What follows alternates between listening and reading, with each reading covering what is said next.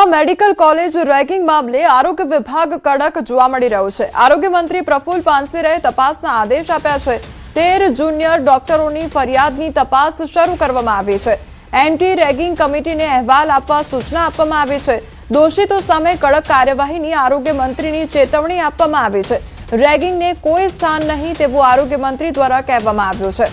तो भावनगरनी सर्टी होस्पिटलना trauma सेंटरमां orthopaedic विभागना 13 junior resident डॉक्टरो साथे रेगिंगनी घटना सामे आवी। जूनियर डॉक्टरोनो आक्षेप छे के 6 सीनियर रेसिडेंट तबीबो द्वारा विविध प्रकारनी कथित हैरानगति अने सजा आपवामां आवती हती। दर महीने रूपिया मांगवा, दारूनी बोटलो मंगावी, जमवा सुवानी छूट न आपवी अने कलाको सुधी उभा राखवा जेवा गंभीर आक्षेपो करवामां आव्या। पीड़ित तबीबोए लेखित फरियाद करी दोषितो सामे कड़क कार्यवाही करवानी मांग करी छे। उल्लेखनीय छे के अगाऊ पण मेडिकल कॉलेजमां रेगिंग अने मारामारीनी घटना सामे आवी चूकी छे। डांगमां आरोग्य विभागना कर्मचारीओ साथे छेतरपिंडीनो मामलो सामे आव्यो छे। आउटसोर्स कर्मचारीओ साथे छेतरपिंडीनो आक्षेप। कॉन्ट्राक्ट रिन्यूना बहाने कर्मचारीओने ऑफिसे बोलावाया। खातामां रूपिया 52,000 जमा करी परत लेवाया होवानो आरोप। पैसा न आपो तो नौकरीमांथी काढवानी धमकीनो आक्षेप। 100 जेटला कर्मचारीओ साथे छेतरपिंडीनी आशंका तो कौभांड रूपिया 60 लाखथी वधुनो होवानो पण अंदाज सामे आवी रह्यो छे। एजन्सी सामे गंभीर आक्षेप करवामां आवी रह्या छे। આવી રીતના અમારે અહીંયા કોન્ટ્રાક્ટ કોઈ દિવસ આટલા 6 વર્ષ થયા તે દરમિયાન કોઈ વાર આવી રીતના કોન્ટ્રાક્ટ રિન્યુ કરવામાં નહીં આવ્યો। જે આ વર્ષે અમને ત્યાં બોલાવીને 2/6/2026 ના રોજ બોલાવ્યું અને કોન્ટ્રાક્ટ રિન્યુ કરાવવાનો એમ કરીને ગયા પણ અમે ત્યાં અમને જઈને ખબર પડી। એક રૂમમાં બોલાવ્યું અમને બધાને પીએચસી વાઇઝ જે કર્મચારી હતા બધાને બોલાવ્યું અને એ લોકોએ એવું કીધું કે તમારા ખાતામાં જે પૈસા અમે લાગશું તે 2 દિવસના અંદર અમને ઉપાડીને આપવાના છે। ડાંગ આરોગ્ય વિભાગમાં આઉટસોર્સિંગ કૌભાંડ કર્મચારીના ખાતામાંથી ઉપાડીને એજન્સી ફરી પાછા એમના ખાતામાં જમા કરાવ્યા છે એ બાબતની ફરિયાદ આવી હતી। જે બાબતે દરેક કેડરમાં દરેક પ્રાથમિક આરોગ્ય કેન્દ્ર પરથી જે ઓર્ડર આપવામાં આવ્યો છે કર્મચારીને તેમને અત્રે બોલાવીને એમના નિવેદન લેવામાં આવેલા છે। નિવેદન લાવીને એના પછી જે કંઈ સાચી હકીકત હશે તે સરકાર આગળ પ્રસ્તુત કરવામાં આવશે। મહીસાગરના જમિયતપુરા ગામે ડમ્પિંગ સાઇટનો વિરોધ ચરમસીમાએ પહોંચી ગયો છે। આ કેમિકલ ડમ્પિંગ સાઇટને કાયમી બંધ કરવા માટે ભાજપ, કોંગ્રેસ અને અપક્ષો એક થઈને મેદાને ઉતર્યા છે। તેમણે આ અંગે જિલ્લા કલેક્ટર અર્પિત સાગરને આવેદનપત્ર પાઠવ્યું છે। તો બાલાસિનોરના ધારાસભ્ય માનસી ચૌહાણે પણ કલેક્ટર સાથે આ બાબતે વાતચીત કરી છે। જમિયતપુરામાં વર્ષ 2016-17 થી ખાનગી કંપનીની ડમ્પિંગ સાઇટ કાર્યરત છે। તેના કારણે આસપાસના 7 થી 8 ગામોને મોટું નુકસાન થઈ રહ્યું છે। અહીં વાયુ અને જળ પ્રદૂષણના કારણે જનજીવન પર ભારે અસર પડી રહી છે। તો સ્થાનિક ખેડૂતોના બોર, કુવા અને તળાવમાં કેમિકલયુક્ત લાલ પાણી આવી રહ્યું છે। ગ્રામજનોએ પહેલા પણ અનેક આંદોલનો કર્યા છે છતાં સાઇટ બંધ થઈ નથી। આથી હવે સ્થાનિકો આરપારની લડાઈના મૂડમાં છે। બાલાસિનોરમાં આવેલી ડમ્પિંગ સાઇટ 2017 થી કન્ટિન્યુ ચાલુ છે અને દિવસે દિવસે એને રોગચાળો ફાટી નીકળે છે। ભૂગર્ભમાં પાણી ગયું છે, બોર કુવામાં લાલ પાણી આવી ગયું છે। અમે 14 તારીખે મિટિંગ કરેલી સામાજિક આગેવાનો દ્વારા શિવલિંગ મહાદેવે, ત્યારે નક્કી કરેલું 17 તારીખે મામલતદાર સાહેબ શ્રી બાલાસિનોર અને કલેક્ટર સાહેબ શ્રી લુણાવાડા મહીસાગરને અલ્ટિમેટમ આપવાનું છે। તારીખ 30/6/2026 ના રોજ કાયમી ધોરણનો ઓર્ડર નહીં આપવામાં આવે તો તારીખ 1/7/2026 ના રોજ इंदौर अमदावाद हाईवे चक्का जाम કરવામાં આવશે।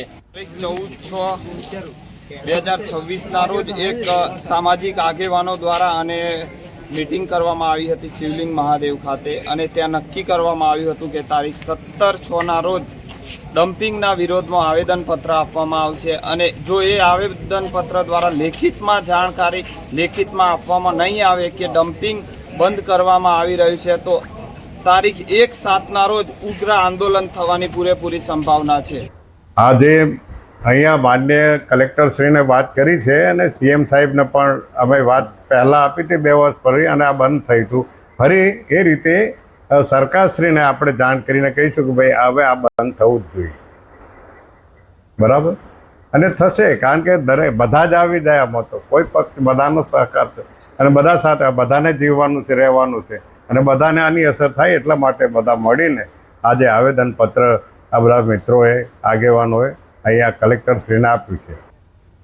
પ્રધાનમંત્રી નરેન્દ્ર મોદીના નેતૃત્વ હેઠળ કેન્દ્ર સરકારે 12 વર્ષ પૂર્ણ કર્યા છે।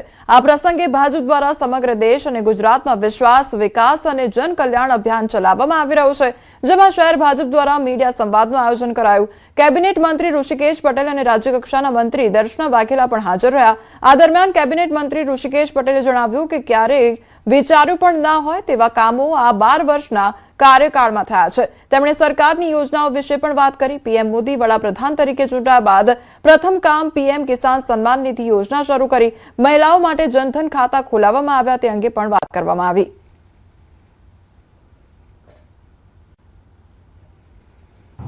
અનેક સિદ્ધિઓ આપણે હાંસલ કરી છે। અનેક સિદ્ધિઓની સાથે ક્યારેય ભૂતકાળમાં આપણે વિચાર્યું ના હોય,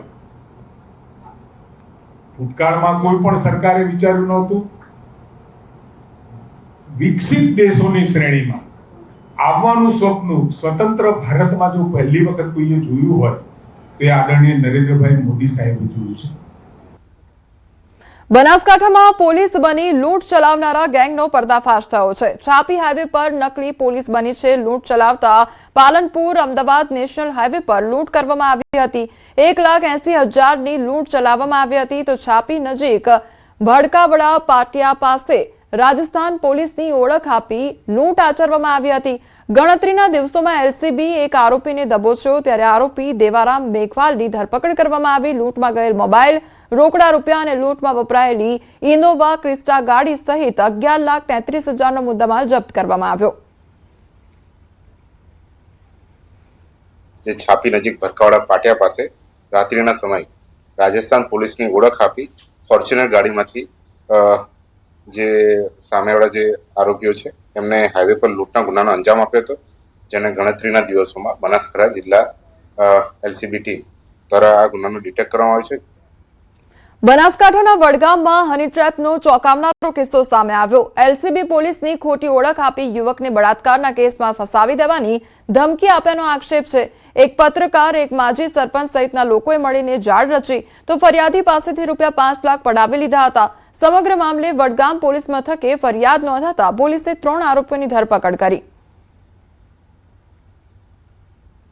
એને જોડેથી 15 લાખ જેટલા રૂપિયાની માંગણી કરેલી અને જો ન આપે તો ખોટા બળાત્કારના કેસમાં ફસાઈ દેવાની ધમકી આપવામાં આવી હતી। આ ગુનામાં 5 લાખ રૂપિયા ફરિયાદીએ આ લોકોને આપી દીધેલા હતા। અલગ અલગ ટીમો દ્વારા જે મુખ્ય સૂત્રધાર સહિત 3 ઇસમોને એલસીબી ટીમ દ્વારા પકડી પાડવામાં આવ્યા હતા। બીજા અન્ય આરોપી પકડવા માટે પણ ચક્રો ગતિમાન કરેલા છે।